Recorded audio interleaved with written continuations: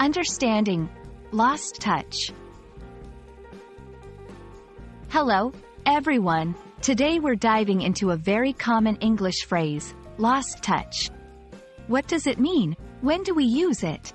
Let's find out together and add another expression to your English repertoire. When we think of touch, we imagine the physical act of touching. But can we physically touch someone who is far away?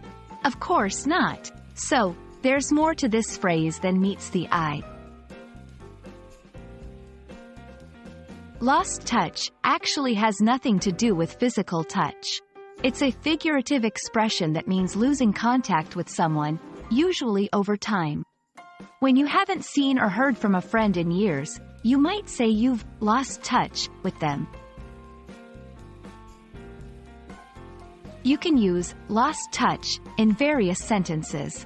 For example, I've lost touch with my college friends. Don't lose touch, okay? Let's promise to keep in contact. It's a versatile phrase that can express a sense of regret or a desire to reconnect.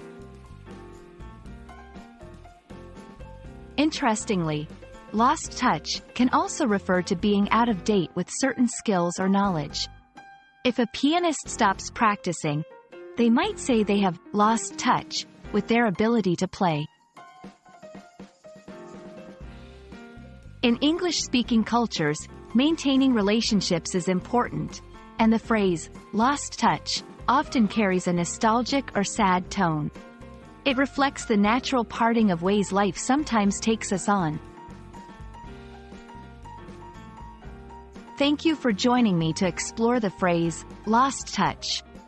Remember, language is not just about words, it's about the stories and emotions they convey.